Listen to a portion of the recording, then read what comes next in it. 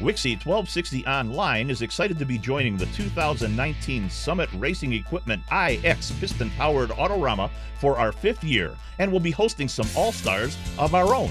You'll be excited to know the All-Stars who will be joining us at the WIXY1260 Online booth as they move on up to the main hall of the iX Center near the Ferris wheel. Joining us on Saturday this year and providing autographs are Deanna Adams, author of the books Rock and Roll and the Cleveland Connection and Cleveland's Rock and Roll Roots, Fran and Jules Belkin of the legendary Cleveland Belkin Production, Larry Morrow, beloved Cleveland disc jockey from the original WIXY1260 AM, and Tony Prinios, one of the receptionists at WIXY1260 AM. Come dance, sing along, or just relax at the vintage relaxation station with the WIXY1260 Online DJs and staff as we broadcast live from the show all 3 days. Grab some great WIXY gear or spin the WIXY Wonder Wheel for a cool prize. So join us March 15th, 16th, and 17th at the Piston-Powered Autorama at the Cleveland iX Center. If a piston makes it go, it's in the show.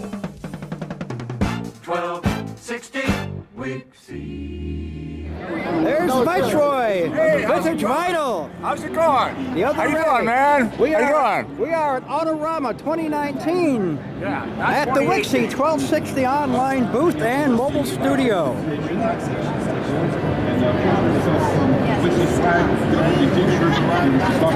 This year we have a relaxation station. Anyway, oh, look out, here it comes!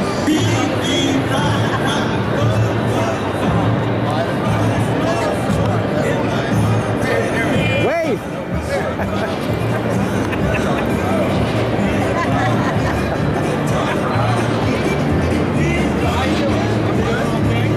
Wild man always loves to be in the center. It's Saturday! Because you ain't right. Look this way. Tracy. Look this way. The two Friday men. Friday again. There we go. That's right. Friday on my mind. I always love Friday. They always love Lisa Jordan. She's not on Friday. No, I'm not on Fridays. I don't know when she's on. I'm going to probably be on Wednesday. I got an email last night. I just bought the book. I just got it back in. I went out and I bought everybody's book and I read them. That's hilarious. I didn't know. It's Mr.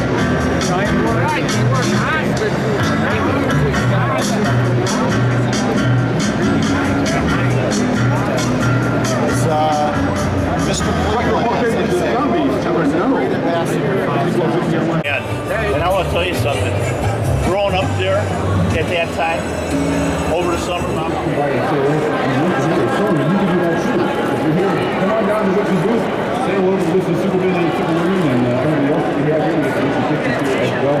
Request a song and get it on the air for you. This one. Mike Warner. That little black egg. Which is about 60 online. The Belkins are here. Belkin Productions.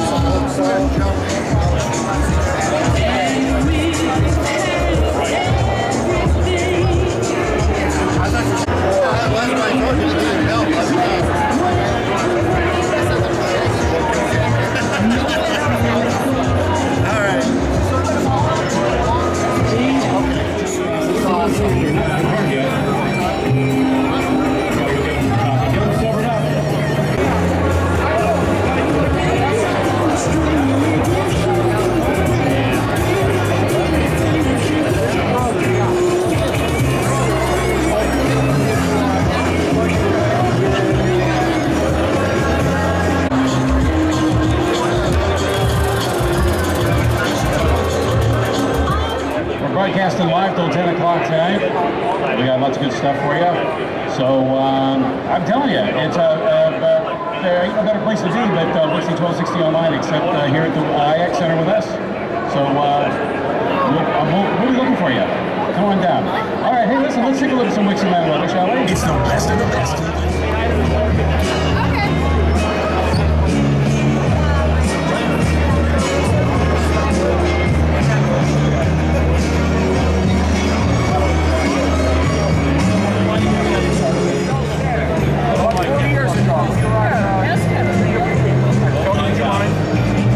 Well, it's good to talk to you again. Have you ever conversation. I'll talk to you later. And sure enough, we did. I did talk to you. How are you, sir? Good. Looks like Florida 91. Oh, really? Yeah, I didn't hear the phone ring. Yeah, I think. Where are you? Oh, geez. It's so noisy in here. I didn't even hear it. Well, good. You found out. You know nothing about me, so that's going to be different. I know plenty about you. And we have a lot of things in common.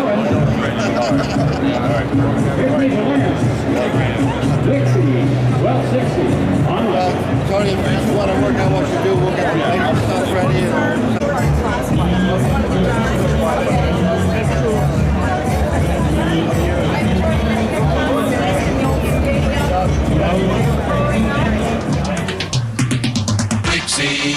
Larry Morrow Radio. WIXY. Flashback.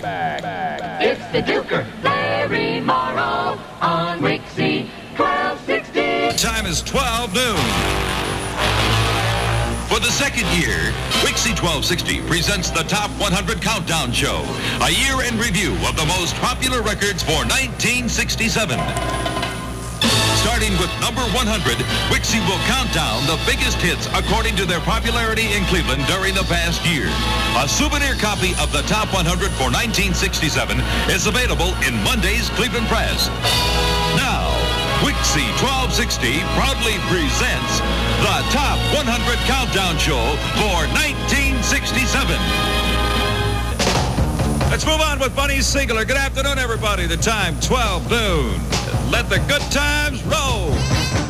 We are letting the good times roll at WIXY1260 Online. Good afternoon. I'm Tony Z, and I am sitting here in the WIXY Relaxation Station this afternoon at the 2019 iX Piston-Powered Summit Racing Piston-Powered Autorama. And I have a gentleman here that was one of the original WIXY1260 Supermen. He was voted #1 DJ in Cleveland in a Cleveland press poll back in 1972. He's known as Mr. Cleveland, and he is definitely Cleveland radio royalty and a legend. Ladies and gentlemen, show some WIXY love, piston-powered, to the Duker, Larry Morrow.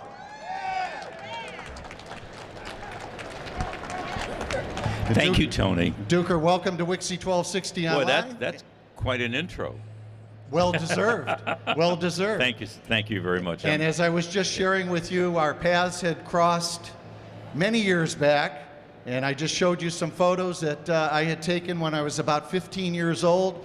You were in the studio doing your thing. You were 15 and I was 16. So nice to see those pictures again. Yeah, same here. Same Thank you. here. And to coin one of your phrases, I certainly hope you're feeling jam up, jelly tight, and peanut butter right. You know, Tony, in those days, it was so much fun being on the air, and I would just sit down and write these weird kinds of things that were fun. It was not only jam up, jelly tight, peanut butter right. I would come on the air and say, "It's a Duker, Larry Morrow. I'm here to get your heart to quivel and your liver to bivel. Ain't nothing cooking but the peas in the pot, and they wouldn't be cooking if the water wasn't hot." There you go. Things like that. It was great times. Yeah. Remember well. Which you could never do today. You know, Yep. That's how much radio has changed over the years. But it was great fun then. Yep. And you've authored a book. This is Larry Morrow. Yeah, against my best wishes. When the publishing company called me, I actually had called the publishing company on a book that I wanted to write on leadership. I was teaching leadership development at John Carroll University.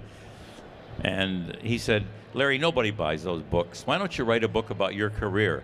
And I basically said to him, I said, "Who cares a hoot of what I would have to say about anything?" And he said, "Well, I would like to know what it's like to be on a big radio station like you were for all those years.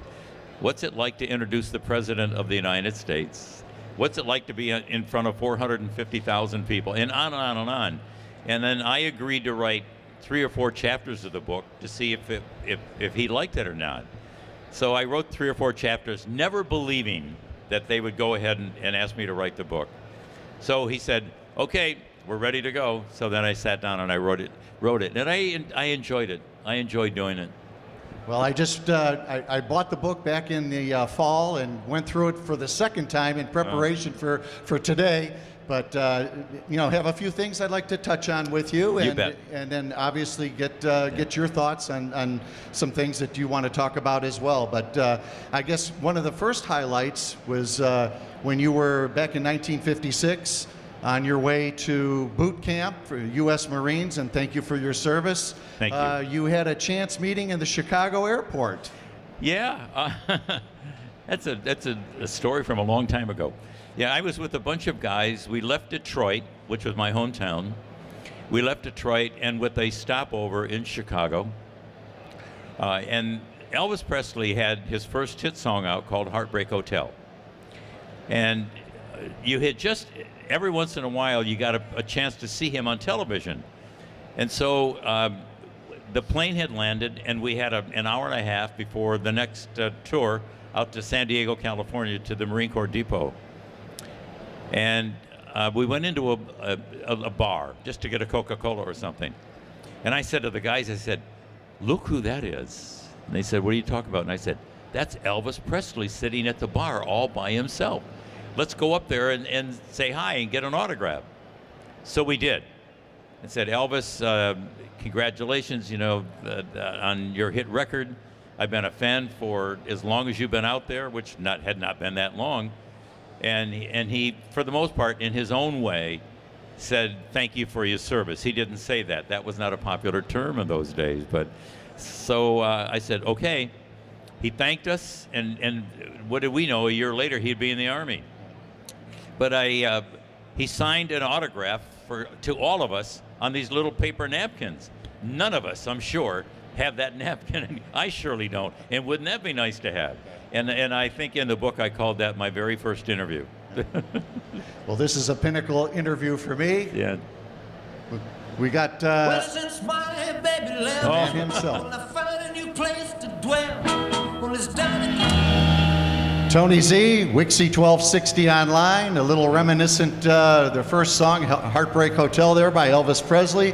I'm sitting here in the relaxation station with the Duker, Larry Morrow, and we're talking radio and his career that spanned the Cleveland airwaves for 40 years. Yeah. Unbelievable. Yeah, a little over 40 years. It was wonderful. Yeah. And you came to Cleveland, you came to WIXY, you were originally, or prior to that, you were at CKLW, the Big 8. Tell us how that all kind of came about. Well, when I went to CKLW, I had arrived actually probably too soon. You know, before you get into a major market like Detroit, which is the 5th largest radio market in America at that time, you really should have had 10 to 15 years experience. And all of a sudden, I'm there in 2 years. And as I listened around to all the personalities, and I thought, I'm not good enough to even shine their shoes. And so I started on the all-night show at CKLW, and I had been there for a year, and then all of a sudden I went, the ratings were not good from 7 to midnight. And so I went to the program director and I said, I think that we're programming the radio station from 7 to midnight the wrong way. We should be rocking and rolling. After all, this is Detroit. So he said, why don't you come on from midnight until 2 o'clock and show us what you think that show should be like. So I came on as the Duker. That was my nickname. You know, Duke Windsor the Duker, which is not my real name, by the way. My real name is Larry Morrow. So he liked what he heard, and then I started on the 7 to midnight show. And I remember getting letters from people from Cleveland like crazy, and the phone calls from people like crazy, because the signal came right across Lake Erie. And then, so I was there for 2 years, and I was just voted, because it was a teenage poll, I was voted Detroit's most popular DJ. Again, I listened around and I can't shine the shoes of all the guys that are there, and that's a major market. So in those days, when a radio station was sold, Tony, they fired all the DJs, and they brought in all their own people, similar to what WIXY1260 did. You know, they bought the radio station, all brand new guys were here. So, but anyway, so I got fired. I was fired after being there for 2.5 years. And it said in the Detroit Free Press, the big newspaper like the Plain Dealer, It said, Detroit's most popular DJ fired. Oh, and I was devastated. So I get a call from Norm Wayne, you know, the owner of WIXY1260, and they'd only been on the air a few months. And he said, I'd like to have you come to our new station called WIXY1260. And I'm thinking, there is no way I'm coming to Cleveland, Ohio, because I'm on my way to Detroit, to New York, Chicago, LA, San Francisco, but not Cleveland, Ohio. And at that time, Tony, Cleveland, Ohio was the 8th largest market in America. So I came in for the interview, and he said, I want you to work from 7 to midnight. No, he said, I want you, yeah, they had fired Jack Armstrong. So he said, I want you to do the 7 to midnight show. And he said, I don't think you realize that your night show from CKLW was ranked #1 in Cleveland as well. So that was wonderful. So so he hired me to go 7 to midnight, and I was pretty excited about coming. But at the same time, I had my eyes on a bigger pie. But I said, I'll stay in Cleveland for a few years, and then I'll go to these other markets. So then he calls me in about 2 weeks, and he said, I'm sorry that we've decided to keep Jack Armstrong. We have no room for you. And I said, that's okay, because again, I thought I'm going to a bigger market.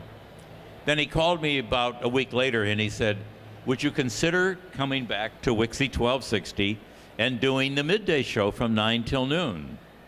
And I accepted. So now I come in for the interview, and he never asked me my real name. He kept on referring to me as the Duker.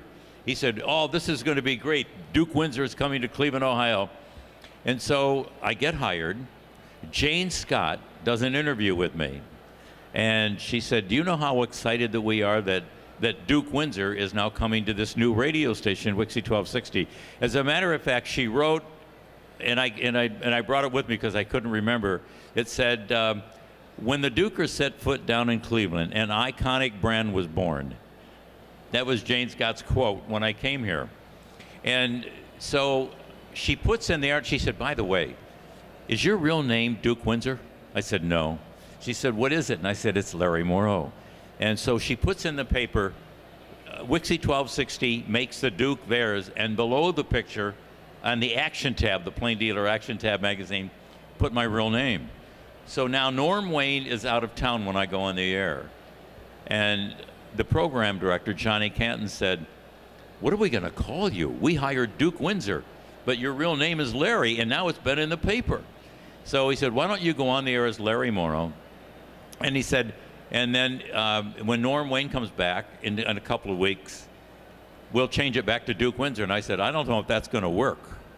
So I wanted to go on the air as Larry Morrow. And as I write in the book, Norm Wayne is driving back, and he's listening to his WIXY1260, and he's anxious to hear his Duke Windsor from 9 till noon.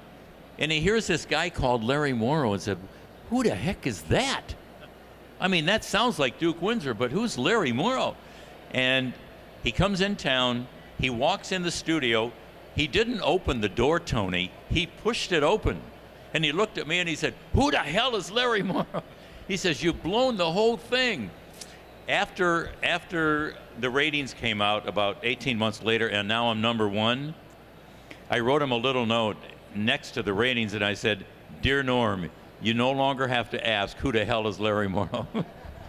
So that was. And you hold a record, as I understand, for a ratings period with a 70% share? 80%. Yeah. Oh, wow. Wow. It was a one-time rating. Normally it was around 50 to 55, but it was a one-time rating that we took over the, I think it was over the weekend. The rating came out, had an 80 share. Of course, when the next rating book came out 13 weeks later, it was back down to a 55. And Norm Wayne wrote me a little note, and he said, dear Duker, we will no longer put up with this kind of slippage. That's funny. But you'd have little bits, contests during your show, the what's cooking, and Larry, what's in the box. Yeah. And think about that. Can you think, I'd go on the air and play, I'd say to the ladies, now remember, women were home in those days. Yeah. They weren't working. And so I would say, okay, ladies, it's time for What's Cooking. It was called Wonder What's Cooking. Wonder Bread sponsored it. So it was called Wonder What's Cooking, and I would come on and I'd say, okay, ladies, today we're going to cook something that you will make for dinner. And I would start giving out ingredients. Okay, the main ingredient today is two little pieces of peanut butter. So then they would start calling in. You know, I would say, WIXY, what's cooking? Larry, is it a loaf of bread? No. And I would take 15 phone calls, and then I'd play a record, and then come back until they actually got it. But think about that. Yep, very engaging. Giving recipes out on the air, and people actually loved it. Back in '65, you started playing a song because of your audience across the pond here in Cleveland. Cleveland's owned Outsiders, Sonny Geraci. Yeah. Time Won't Let Me. Yes, when I was at CK, I fell in love with that song. And I would say, for you Clevelanders, I said, I'm going to play a song, you know, Sonny Geraci, and et cetera, and it turned out to be the #1 song in the country, I believe. So when I finally came to Cleveland, I get a call one day, and he said, hey, Duker, I'd like to have lunch with you. And I said, okay, who are you? And he said, Sonny Geraci. And then we became pals. And the guy who wrote the charts for that song, Tom Baker, became a partner of mine, and we started a jingle company together called Cleveland Jingle Company, and we talked about that forever. And then became really close with Sonny until the day he died. Yeah, we lost him here a couple years ago. Yep. But yeah, the #9 song on the WIXY Super Top 100 of 1966, Outsiders, Sonny Geraci, WIXY1260 Online. Tony Z with you. We're here with the Duker, Larry Morrow. Coming back right after this. Tony Z, WIXY1260 Online with the Duker, Larry Morrow from the original WIXY1260 AM in Cleveland, one of the original WIXY Supermen. And you were just telling me you met a man that... There's a gentleman here from, well, who saw us interview, and he looked at me during the interview and he pointed to me like, I know you from Vietnam. And during the song, I went over and I said hi to him, and I said, how do I know you? And he said, you interviewed me in Da Nang, wow, Vietnam, in 1969. And he has the interview. I don't have those. Wow. And he said, Larry, I have the interview. He said, I've put it in a box, and he said, it was on reel to reel. And he said, you played it over the air for Thanksgiving and Christmas. You sent my mom and dad a cassette. Yep. He said, which I still have. Well, I was going to wait till a little later, but as long as we're talking about it now, WIXY1260 brings the boys home for Thanksgiving, 1969. And I read it in your book. I got chills. I could feel your emotion. Tell us about that. What was it like making that trip and just your experience? Well, the part of, and I believe I told that story in the book, but I'm not sure, Tony. I remember our program director, his name was Bill Sherrard, and Linda Scott was our promotion director. And I had only been at WIXY now. This is my third year, 1969, but WIXY1260 is really popular with the kids. And so Bill Sherrard says, Linda has come up with a great idea. We've checked and we found out that we have a little over 200 men in Vietnam who obviously are from Cleveland. We'd like to have you go over there and interview them. Would you like to do it? And I thought, well, you're not going to get permission to go over there. They said, well, because you were a Marine, maybe we could get permission for you to go. So we tried everywhere. We tried with our congressman, we tried with the mayor, we tried with the governor, everyone who had any authority at all to help us to get there. And it turned out to be, Tony, unachievable. There was no way we could get permission to go. So one day, I get a call from the Pentagon, from a Colonel Melton. He said, is this Lawrence Morrow? And I said, I don't know who you are, but no one has called me Lawrence since the day I was born. And so he said, this is Colonel Melton. And I said, how do I know that you are who you are? He said, do you remember your service ID number? And I said, of course. He said, is it 1622008? And I said, yes. And he said, the only other person that would have that number would be the military, the government. And now, so then I knew who he was. And he said, your request to go to Vietnam has ended up on my desk at the Pentagon. President Nixon wants an end to the war, and what we would like to find out is how the men and women, both enlisted and officers, feel about the war.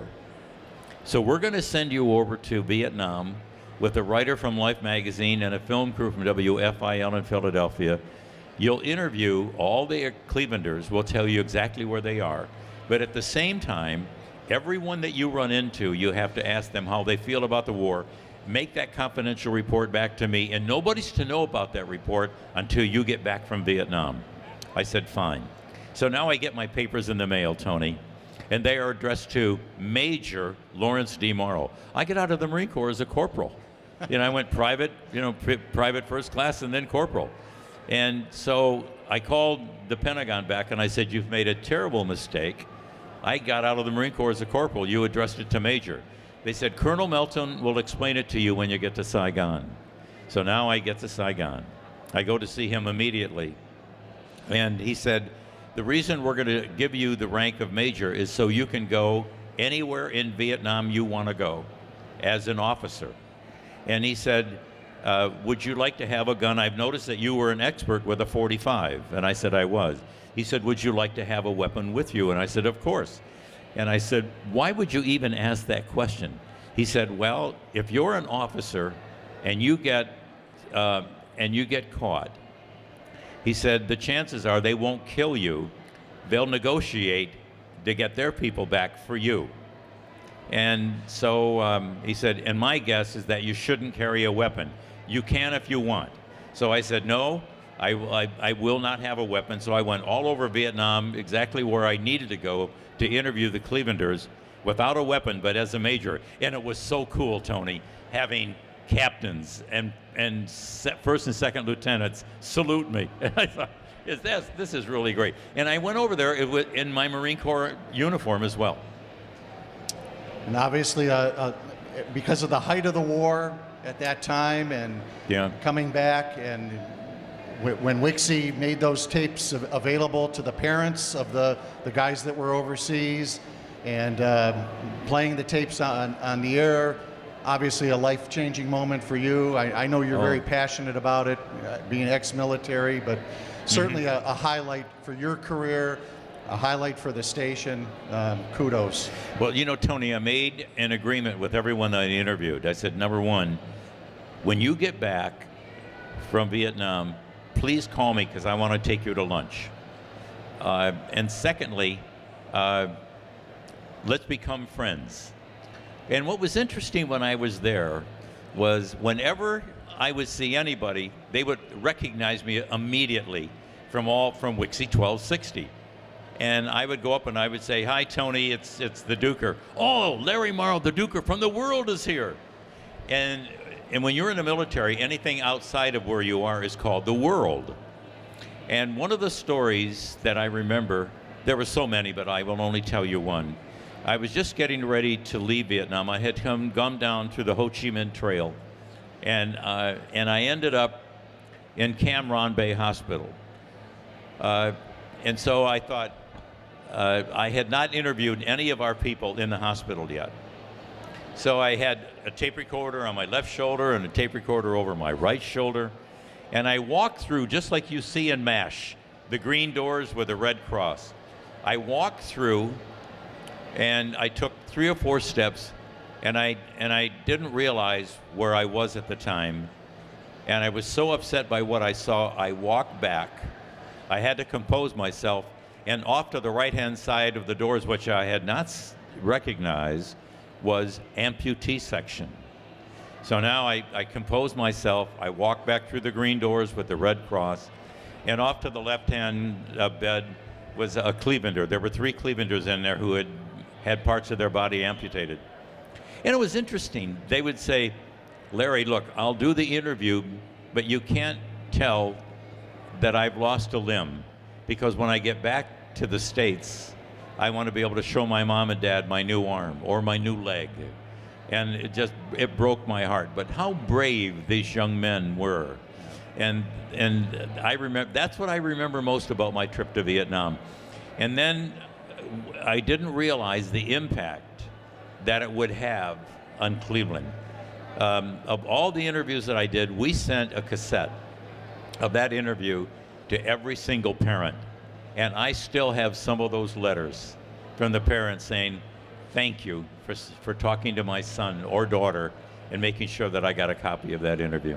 Fantastic. It was, and we played them not only for Thanksgiving, we also replayed them for Thanksgiving, for Christmas. Yep. Great, that was perfect. And out of that, from what I at least read in your book, the moms and dads that got those tapes became WIXY listeners. Yes, they did. Now we have adults listening. There you go. See, it was really based on two thoughts. One of them was, what a wonderful thing this will do for our radio station, but they were looking at getting adults to listen. And I remember the guy who did the interview with me, Bill Hickey. He was a radio TV writer for the Plain Dealer. I believe in the article he said, WIXY1260 has now finally come of age. Because before that, we did promotions that I wasn't proud of, the miniskirt contest, the big bus contest, and stuff like that. So this was a promotion that catapulted not only the radio station, but it cemented my relationship with Clevelanders forever, even to this day. I think we have somebody standing by in the wings here that may, well, I know she knows you. I don't know if you're going to remember her, though. And it was somebody that actually worked at the station. Oh, I know you. Tony. Tony, the receptionist. Tony, the receptionist at WIXY. Hi, Tony. I've been looking at you a few times, and I thought, why do I know her? Tony, it's great to see you. I used to give you the What's Cooking contest. Did you hear that? I did. She would give me. What's Cooking. Oh, thank you, Tony. Good to see you. Good to see you. All right, thanks. Tony How Prinius. about that? She was the receptionist at WIXY1260. Who put all the recipes together for What's Cooking. Small world. Yes, wonderful. How was it at WIXY as far as the other DJs? I mean, at your time, we had Mike Ranieri. You followed Mike. You had Chuck Dunaway, Billy Bass, the Wild Child. I mean, any stories? I have stories about every one of them. Oh, do I? I can't even tell some of them. I'm sure. But I will.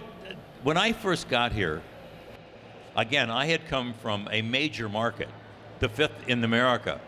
So I'm really coming down, I'm stepping down, not up.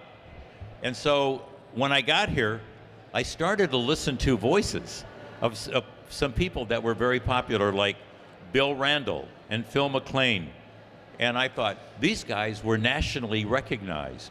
They didn't work at WIXY, but they had been there, they had been where I would love to go. And my first thought is, could I ever become one of them? And so here, Jane Scott makes me an icon, and yet I'm listening around and I'm thinking, these guys are so good. Will I ever be able to attain in this marketplace what they were? And then I started to work with, of course, Mike Ranieri. And I got a couple great stories with Mike. Mike, I came on at 10 o'clock in the morning and Mike worked until 10. So we always did a crossover, like about 5 to 10, and Mike was funny. And I remember him getting a call one day.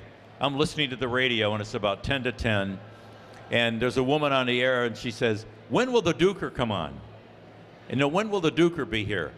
And Mike said, well, his nose has arrived already. The rest of his body will be here in 10 minutes. So that was Mike. And another day, it was the first day of spring. And when I arrived, I would always dress up, by the way. You've got the picture of me in a tie. Yeah. So I always wore a shirt and tie to work. So this day of spring, I wore green pants, green shoes. It doesn't sound very attractive, but it was cool. It was really cool. Green shoes, green socks, green pants, a white seersucker green and white jacket with a green shirt and a green and white tie. And now I'm sitting in front of Mike Ranieri. And he said, what do you have on? And I explained to him. and he said, "You look like the president of a lizard factory." So that was, and there were many more. I won't go into them, but it was funny. Mike was funny, and I loved him, and it was a wonderful welcome into my 10 to 3 show. Well, And then of course I worked with guys like Lou King Kirby.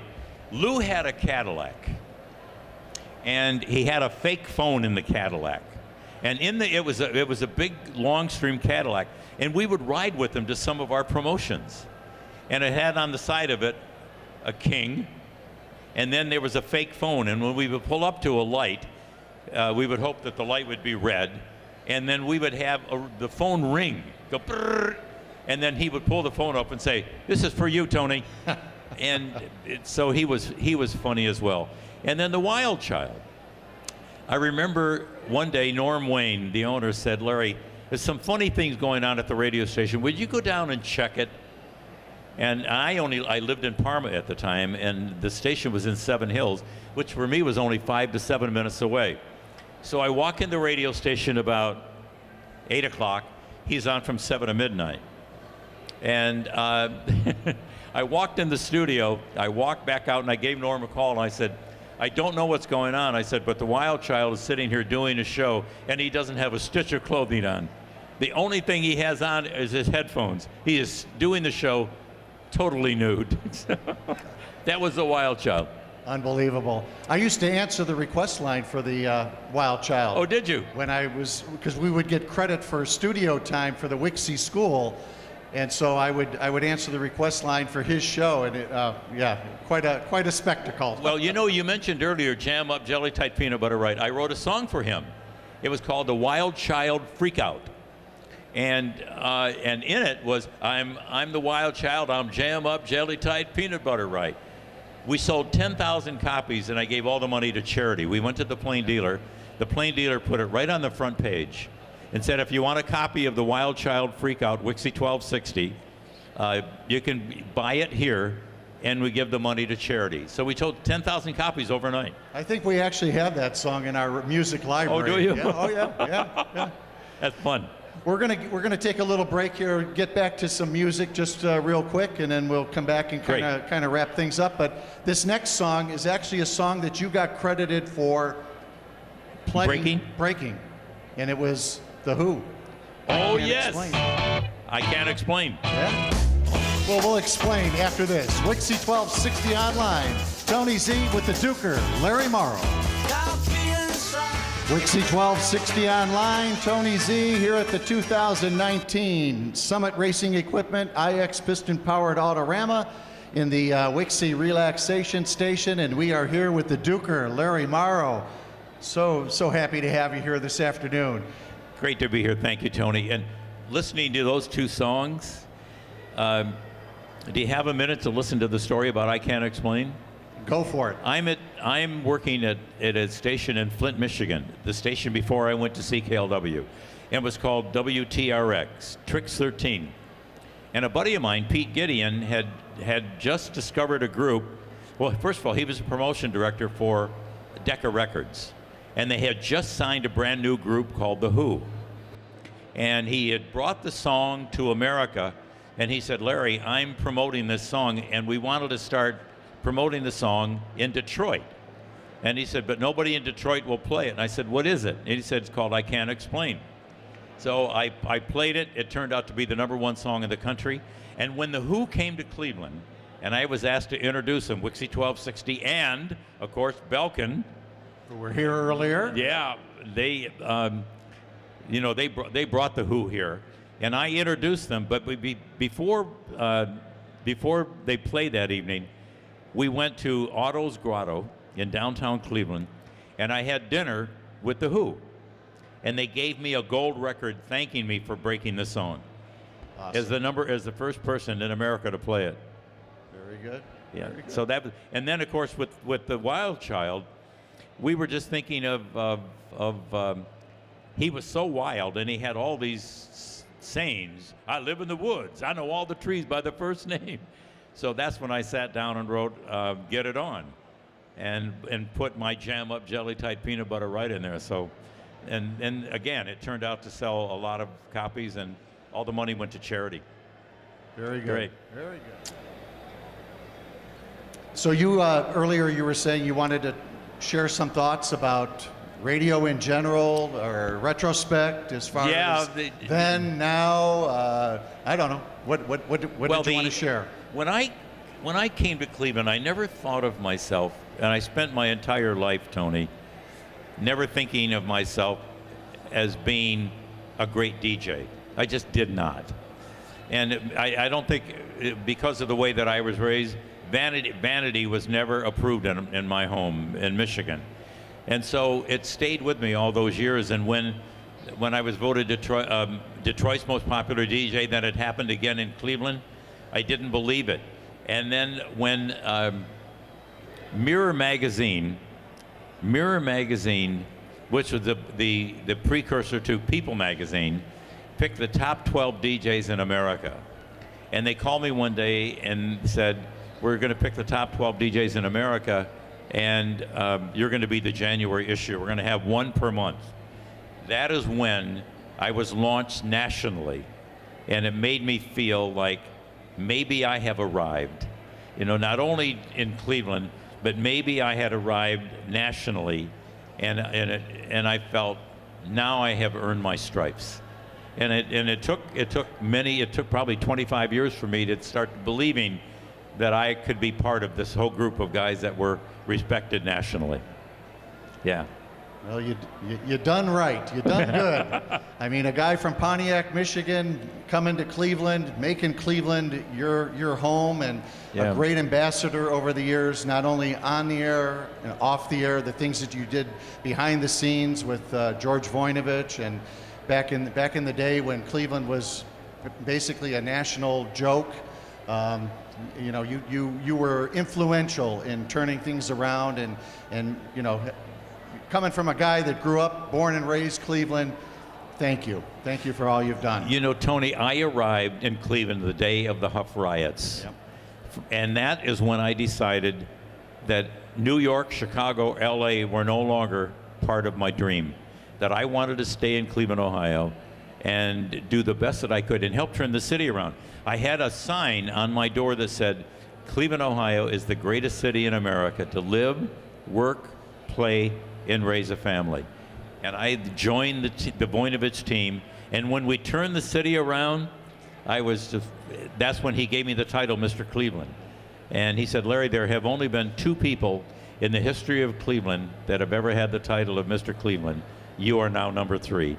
And I wear that moniker proudly because I love this town a great deal. Very good.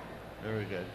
So what's on your playlist? What do you listen to these days, music-wise? Just curious. Well, I write. I still write. I have been writing jingles for a long time. I was blessed to write Smuckers and some other national jingles. And then I was sitting home. This goes back to 2005. And being in the Marine Corps, I wanted to write a song that I thought saluted our troops in Iraq and Afghanistan at the time. So I sat down and I wrote this song, and I liked it. And I went to my dear close friend Avery. I said, Avery, I would like to get this song launched nationally. So we ended up with a contact in New York who was very close to Shania Twain. So I went to New York with Avery, and the manager of Shania Twain said, we love the song, we want to record it. And it's called You're the Gift of America, saluting our veterans. And so the war got so bad over the next couple of months, we both decided that Iraq is becoming another Vietnam. Let's not release the song. So then I held on to it until about a year ago. And then I thought, you know what, I have a better idea. Now that the world has changed, music has changed, and now that we have the internet and we have these things we call phones that we take with us, maybe I could get this song out in the open in a different way. So this was my dream, Tony, is to have 1 million people in front of the Lincoln Memorial singing to 1 million veterans that you're the gift of America. And those million people would have a picture of their loved one who had served in the military singing this song to all the veterans. And that's in the process right now, and it looks like it's going to happen. So isn't that a great story? So it has been a dream of mine to do that. And if God allows it to happen, we'll see what happens. So that's the music that I listen to today is, believe it or not, the same music that I used to play. Right at home. I'm still, I can't get no satisfaction. Jumpin' Jack Flash, Aretha Franklin, all the Motown stuff. I had, as you know, a wonderful relationship with Berry Gordy. When we were at CKLW, Berry Gordy was just starting a new label called Motown. And so he would invite all the DJs to come over to Motown to meet some of the new artists. And so one day I'm over there, and Berry said, "Hey, Duker, I'll be right with you. Why don't you go in there? We're getting ready to sign this new girl. She's over there throwing darts. So why don't you go over and say hi to her?" So I go over and introduce myself. I'm Duke Windsor. I work at CKLW. She said, "I'm Diana Ross." She said, "I'm hoping that Berry might sign me." She was 16 years old at the time. and there's so many stories like that, Tony. Can't tell them all. Well, we're here at the 2019 Piston-Powered Autorama. Are you a car guy? Coming from the Detroit area? I haven't seen it yet, but I had a 1958 Corvette. A Corvette. Which I'm looking for. I'm going to go around here looking for it before I go home. Okay. Because for some reason, I had a note. I thought you had a T-Bird. Did you own a T-Bird at one time? No. No? Okay. It was a 1958 Corvette. Corvette. Okay. Yeah. All right. GM guy. The mark of excellence. Yes. But, you know that story? Well. Do we have time to tell it? Tell it. I'm 14 years old, and my mother, who was a singer, she said, "Honey, I always hear you hum songs, and that I've never heard before." She said, "Maybe you're going to be a writer." So there was an ad in the Detroit Free Press and the Pontiac newspaper. They were looking for a writer for a jingle company in Detroit. So my mother said, "Why don't you hop on the bus, go down there, and tell them you're a writer?" I said, "Well, Mom, I haven't written anything." She said, "Well, just tell them you're a writer and see what happens." So I get on the bus. Are you ready for this? The bus was a nickel. Boy, am I an old dude now. The buses were a nickel. So I hop on the bus. I go to Detroit. I get off right where the jingle company was. I walk in, and the secretary said, "What can I help you with, son?" And I said, "Well, here's the ad that was in the paper." And my mother said, "I'm a writer." She said, "Well, what have you written?" I said, "Nothing." So they felt sorry for me. So the owner of the company came down and said, "Tell me about what you've written." I said, "I don't write anything." I told him the story about my mother. He said, "Well, look, we write jingles." And he said, "Do you know what a jingle is?" And I said, "No." And he said, it's a little 10-second song, or a 5-second song, or a 1-minute song, or a 30-second song." And he said, "I'm going to give you 5 little logos." And he said, "And what I'd like to have you do is I'm going to turn on the tape recorder, and I'll walk out of the room, and then why don't you just hum a melody to each one of these phrases?" I said, "Okay." One of them happened to be GM Mark of Excellence. So I write GM Mark of Excellence. He gives me a check. Now, again, the bus was 5 cents. He gives me a check for $15. And he said, "I think we may use this. I'm not sure, but just in case we do, here." I am thrilled. $15 was 3 months' pay or whatever. So I get on a bus and I go home and I tell my mother, I said, "They paid me for this." About 3 or 4 months later, we're listening on radio and we hear GM Mark of Excellence. So that was the first jingle I wrote, and they must have used it for 25 years. Wow. And then out of that came Smuckers and other jingles. So that was, that was one of the joys of my life. Well, we're going to wrap things up here. We're going to let you get back into the booth and maybe meet and greet with some of the other folks here. Tony Z, WIXY1260 Online, the Duker, Larry Morrow. Let's give it up for some WIXY love. Let me end the interview the way that I would end my show every day. I was going to ask you to do that. Please. I would end my show every day by saying, I'm the Duker, Larry Morrow. Do all the good you can to everyone you can, every time you can. Thank you, Dale. Thank you. And now, another classic WIXY soundbite. It's the Duker, Larry Morrow on WIXY1260. In the high school spirit contest, Rocky River is almost right on top of St. Joe's, although I think that St. Joe's is holding out. St. Joe's in first place. We're not rich, so we do. Joni, you're awesome. Am I signing this? Oh, there you go. Thank you to Larry Morrow. This is a tough act to follow, folks. Susan, isn't that amazing? But if you wouldn't mind, How did they get it? I have no idea. I have no idea. Susan doesn't have her copy or whatever. So what do we do? Cross out Susan? No, we can leave that in there. I heard the story, Just sign, you can sign it today there. Yeah.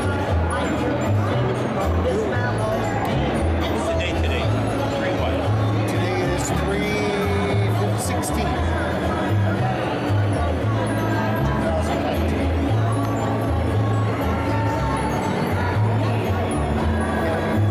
It's the Duker, Larry Morrow on WIXY1260. Chicken Man, he's everywhere. He's everywhere. Oh, that's a good one. Perfect. Larry Morrow. Well, at 10:13 at WIXY, what's cooking? $75 for the groceries today from Fisher's. By the way, well, you son of a gun, you. Peggy Miller is our WIXY 50 for today. Peggy, listen, here's Poco for you, honey, plus some candy. I don't